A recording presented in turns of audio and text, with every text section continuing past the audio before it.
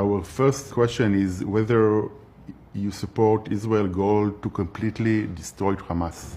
Okay, so let me just explain why it's so sad. If I were president, you would have never been attacked because Iran was broke. They had no money. China couldn't buy oil from them because otherwise China wouldn't be able to deal with the United States. I said to China, I said to many nations, 47 nations, I spoke to many of them personally, if you buy oil from Iran, you will not do any business in the United States, and we're going to tariff your products. When they were broke, and number two, I was the president. They would have never done that because they knew there would have been very big consequences. All right. That being said, you have to finish up your war. You have to finish it up. You got to get it done. And I'm sure you'll do that. And we got to get to peace. You can't have this going on. And I will say Israel has to be very careful because you're losing a lot of the world. You're losing a lot of support. But you have to finish up. You have to get the job done. And you have to get on to peace. Well, look, there has been no president better to Israel than me. He is. And what do you think is allowing him to get all these people rallying behind him? Well, I think first and foremost, it's the understanding that we're dangerously close to losing our country. I also think it's people like me who just saw what they did to him and just flipped the narrative. People don't believe in a narrative flipped that quickly, similarly to what we were just talking about with them. Candace is an anti-Semite. It's like, oh, really? Now the last two organizations she worked for were Jewish-owned, pro-Israel. She just one day woke up. Boy, oh boy, oh boy, oh boy, oh boy. I gotta tell you guys, I thought that I would stop talking about Candace Owens being fired by the Daily Wire, okay? I thought that the drama would eventually die down and Candace Owens would move on with her life and the Daily Wire will move on with their business, and then that would be the end of it. But it seems like that is not what is happening, okay? And it's really because of the Daily Wire, because they insist on continuing to talk about an issue that they claim that they don't want to talk about because they can't talk about it, but yet they continue to talk about it, which is Candace Owens being fired. Now, everybody knows why Candace was fired, despite the fact that the Daily Wire claims that they really can't tell you why she was fired, but they basically go out of their way to continue to tell you why she was fired, which is that, hey, she had opinions when it comes to the Israel-Gaza conflict that is outside of what is acceptable at the Daily Wire. Essentially, the Daily Wire has made it clear that they're no different than Fox News, CNN, NBC, that just fired Ronald McDaniel for having views that are outside of what they deem to be acceptable on their platform, even though Ronald McDaniel and her views on the election are views that are shared by probably 50% of the country, okay, maybe, okay, when it comes to elections. But NBC said, no. We can't platform those views, okay, because that's outside of what we find to be acceptable. And Ben Shapiro is essentially using the mainstream liberal media's argument, the same argument that they used to justify firing Ronald McDaniel, to justify why Candace Owens got fired from the Daily Wire, because apparently criticisms of Israel is outside of what they find to be acceptable at the Daily Wire. And also the fact that Candace Owens was proclaiming Christ as king, which is just a statement of your faith. I mean, that is what you believe as a Christian. You have to believe that, right? Apparently stating that is a form of anti-Semitism as well, okay? And that has been a part of the drama involving the Daily Wire. Totally fair question, and it was because one of our major talents at the Daily Wire the Daily Wire parted ways with Candace Owens. And part of it was things that she was saying that we felt were strongly anti-Semitic.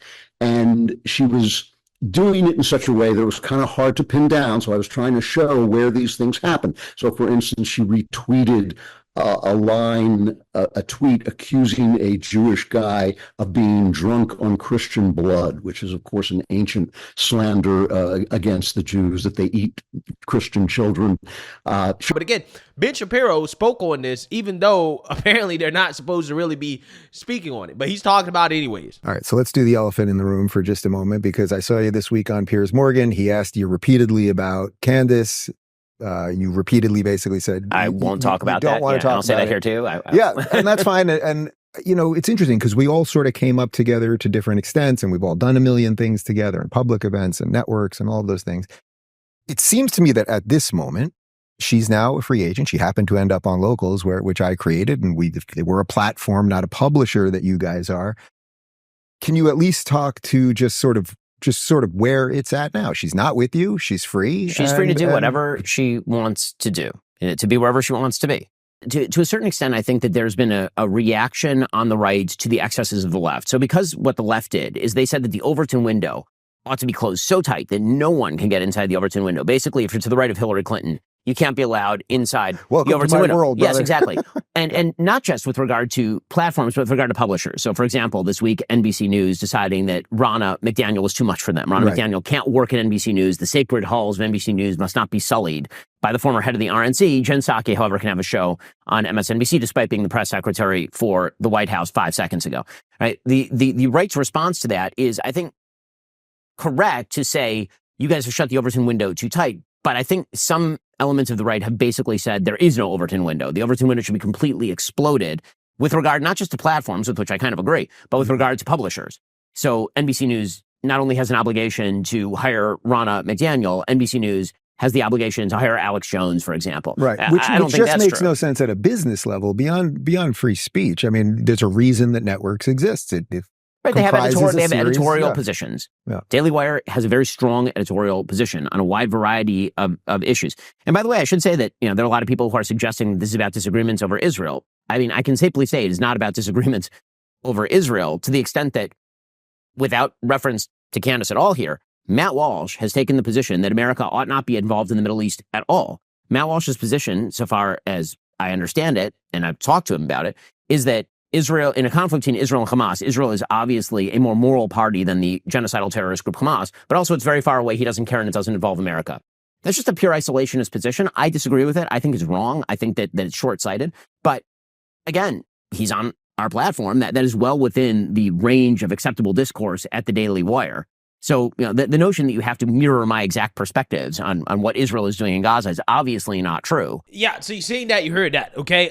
So what do I think about what Ben Shapiro said? Well, I think that he's right in the sense that, yes, as a publisher, Daily Wire has the right to determine who they want to pay for their opinions and what opinions they find to be acceptable. He is correct about that. However, I think where he gets to be disingenuous, and I think also kind of in the territory of hypocrisy, is trying to pretend like the Daily Wire firing Candace Owens somehow, some way is different than what an outlet like NBC did when it came to firing Ronald McDaniel. Okay, and it's not different. It's the exact same thing because Ben Shapiro is arguing that NBC firing Ronald McDaniel is an example of their Overton window being shut too tight. As in, you don't allow political opinions that are mainstream, but you just don't find to be acceptable. And again, he is right about that in the sense that, yeah, I mean, basically, if you're to the right of Hillary and you support Trump, yeah, they're done with you, right? They're not going to let you on the platform, right? Basically, if you support Trump, they're not going to let you on their network, okay? They're not going to platform your views. Even though, again, Ronna McDaniel, what did she say about the election, okay? Basically, her view is that, well, Biden won, I just have questions. That is unacceptable to NBC, okay? Again, that's just, it's a ridiculous thing considering how probably, again, 50% of the country believes that. So when you look at the Daily Wire and why they fired Candace, Ben Shapiro is basically trying to position the reasoning as to, well, Candace is outside of the Overton window, right? There are some people that think that there should be no Overton window, right? That everything should be allowed. Bringing up people like Alex Jones, as if Candace Owens is Alex Jones. We're not talking about Alex Jones. We're not talking about people that, general society. I'm not necessarily saying me. I'm not saying I believe this, but I'm saying, people in society believe are really out there, okay? That's not Candace. And the issue with what Candace said about the Israel-Hamas conflict is that, well, I feel bad for the innocent Palestinian children that are dying. And she said that, well, genocide is never acceptable. And she's been critical of Israel's response, which, again, is not outside of what the mainstream American public believes, okay? I mean, let's keep it 100. The world and the American public, it wasn't like that at first, but now, fast forward several months after what happened on October 7th, a lot of people aren't looking at Israel in a positive light when it comes to their response. Okay, a lot of people are critical of Israel in their response. It's not outside of the mainstream to allude to this idea that, hey, you know, this is getting into the territory of a potential genocide, right? That is what's being said. That is what's being discussed at the international level. That is not outside of the Overton window as Ben Shapiro is trying to frame this, right? That's not what it is, okay? It's just as mainstream as Ronald McDaniel's view on the election that, hey, Biden won, but I got questions, okay? Even though a lot of people don't believe that Biden won fair and square, but I'm just saying, even that view is not outside of the mainstream opinion. That's not an extremist view, okay? So to say that you fired her for some type of extremist view, or that, you know, her viewpoints were outside of the Overton window at the Daily Wire is just silly, because it's not, okay? You basically did the exact same thing that you accused NBC of doing. It's just on this specific issue, your quote-unquote Overton window is extremely tight in the sense that, yeah, you can allow somebody like Matt Walsh to get away with saying, well, you know, hey, I just don't support funding of Israel. Which, by the way, when it comes to Israel's ability to do whatever Israel wants to do, what's actually really stopping them is U.S. funding, right? Because the U.S. funding Israel gives us leverage when it comes to telling them what to do, in the sense that we can say, well, we're just not going to fund this because we don't support it. Letting Israel support themselves could actually be the most pro-Israel position you can take, because if the United States doesn't fund Israel, basically if Israel says, well, we want to launch this war that we call self-defense, or if, hey, we want to grab this slab of land, we can do so, and we don't have to worry about the United States holding funding over our head as leverage for why we can't do what we want to do, because we fund ourselves, we take care of ourselves, we don't have to listen to the United States, right? I would actually argue if Israel wants to do whatever they want to do, they should stop taking funding from the United States. That's actually the pro-Israel position, but I'm pretty sure Ben Shapiro probably would disagree with that, because, again, if Israel had to support themselves, they probably wouldn't have the capabilities to do what they're doing, right? That's kind of the conundrum here. But regardless, Matt Walsh is not alluding to the idea that, you know, it could be a genocide, or coming out here and expressing sympathy on a regular basis for the fact that Palestinian children are dying. So therefore, his views are acceptable, because he's not getting into what somebody like Ben Shapiro would characterize as a moral equivalency between the actions of Hamas and the actions of Israel, because you express sympathy for the loss of innocent lives, right? That's essentially kind of what happens, okay? So, yeah, I mean, Walsh is not in the same territory as Candace, but I can only imagine what would happen to Matt Walsh if he actually started to get into that territory, which is probably part of the reason why he doesn't, right? Even though, again, sometimes he comes out here and he says some things that, you know, hey, you got to respect. Like, for example, standing up against the fact that the GOP is passing anti-free speech laws when it comes to fighting against anti-Semitism. To be anti-Semitic is to hate Jewish people because they are Jews. That's what anti-Semitism is. Everything that is not that is not anti-Semitism. You could say a lot of other things about Jewish people, that you could make a lot of other statements that are incorrect. You could even say things that are offensive. But unless they express that you hate Jewish people for being Jews, they're not anti-Semitic. Just like being racist against a particular race means that you hate the members of that race because they are members of that race. And again, you could say a lot of other things about people of a certain race that maybe are incorrect. You could even engage in stereotypes. You could say you could have misapprehensions. You could have misunderstandings. You could say a lot of things. But unless you're expressing that you hate these people because they're members of that race, it is not racist. Now, I realize this is the narrowest, most limited definition of these terms, and it's also the only coherent and clearly delineated definition. If you expand it beyond these boundaries, you will quickly find that now there are no real boundaries and anything can be included. So, what if somebody says something that is really clearly anti-Semitic? What if they stand up and they say, this would be the clearest version of all, I hate Jews? What if they said that? Well, there's no denying that such a statement is anti-Semitic. There's no denying that likely statements like that have been made on college campuses. Should there be an executive order or law prescribing punishments for such expressions? No, of course not. If a person hates Jews, they should be allowed to say so. without any legal repercussions. If they hate black people, if they hate Asians, if they hate gay people, if they hate Christians, if they hate white people, if they hate me, if they hate you, if they hate anyone for any reason, they should be allowed to say it. And they are allowed to say it about some of those groups. Right, which is something that, again, I've spoken out about when it comes to Ron DeSantis basically implementing affirmative action for Jews based off anti-Semitism, right? The special treatment that people are getting that conservatives don't even get, right? The GOP don't even treat conservatives with the same type of priority as they treat trying to fight against anti-Semitism, right? Is fascinating to witness. Once you see it, you can't unsee it, okay? And, I don't think you're anti-Semitic for noticing it and saying, well, clearly and obviously, there's some hypocrisy here, okay, when it comes to a lot of this stuff. But, yeah, with that being said, Candace has actually responded to Ben Shapiro speaking out about this. She says, Ben, we agreed not to talk about this, but you are very much going on a public tour right now, pretending not to talk about it while you are very much talking about it. Would you like me to do the same? Okay, so this was her first response.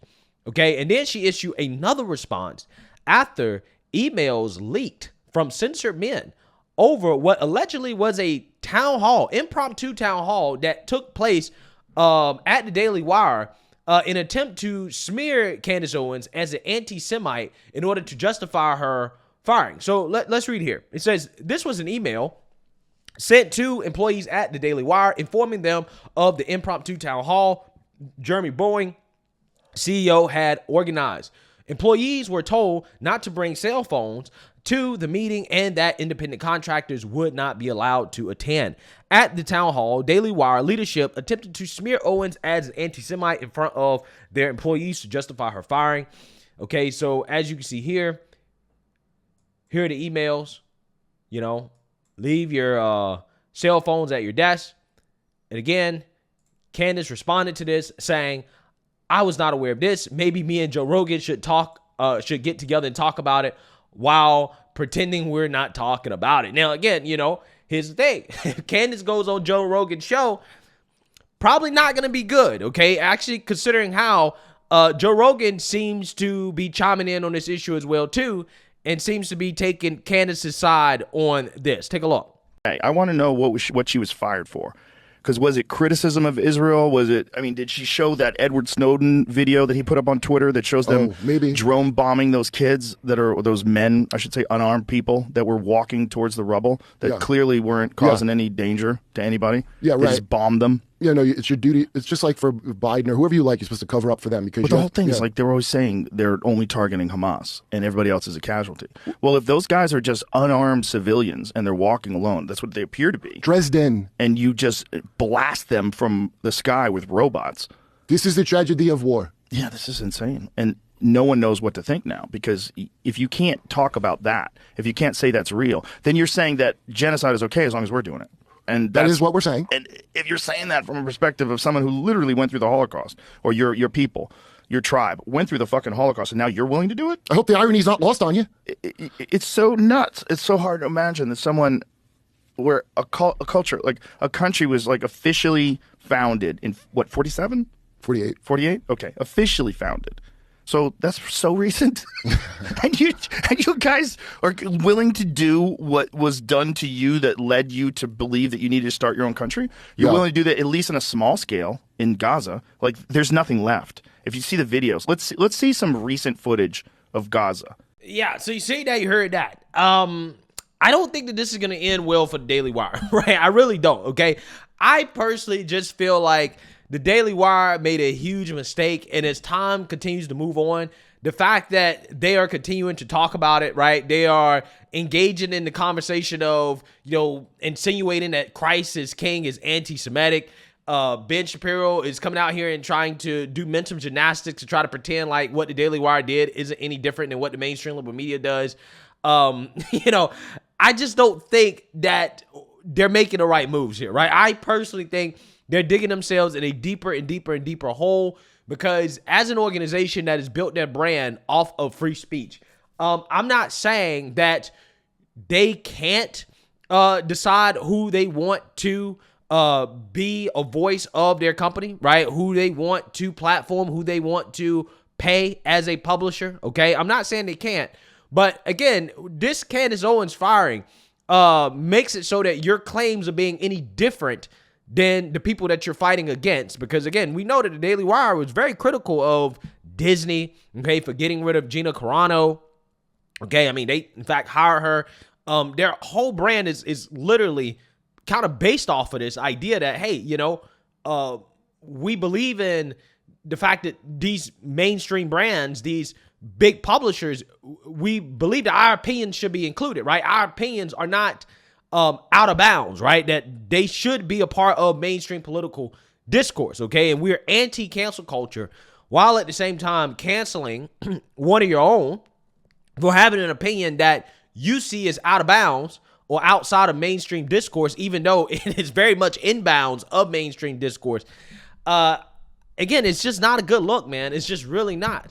Okay, now, again, I'm not sure how much this is hurting the company financially, but I can't imagine that losing probably your second biggest host after Ben Shapiro, I can't imagine that this is working out great, right? I can't imagine that this is something that is benefiting them financially and that they're not taking at least a short-term hit, right? If I was a Daily Wire, they might be getting into the territory of needing to do some serious damage control, right? Like having to come out here and issue some apologies type of damage control, because it seems to me they're really pissing off their core audience, which again is funny because it's not even like, you know, their audience isn't pro-Israel to a certain extent, right? I mean, like, I think a lot of people on the right are definitely pro-Israel, okay? And there's a lot of, I guess, agreement in regards to, you know, Israel's right to exist and, you know, their right to defend themselves as a nation. But a lot of that is being ruined by what appears to be an agenda at the Daily Wire that seems to put Israel's interest over America's interest. And in pursuit of that, they're using tactics that reveal themselves to be no different than what they claim they're fighting against on the left. And I think a lot of people are saying that, and it's turning a lot of people off. It's causing them a lot of problems. So, hey, it seems as if Candace Owens is probably going to spill the beans because they continue to talk about her, okay, despite the fact that they claim that they're not supposed to talk about her, and them continue to talk about her. If Candace comes out and tells her side of the story, I think it's just going to get a lot worse for the Daily Wire. But hey, let me know what you guys think. Make sure you like, comment, and subscribe. Most importantly, share a Black conservative perspective. Peace.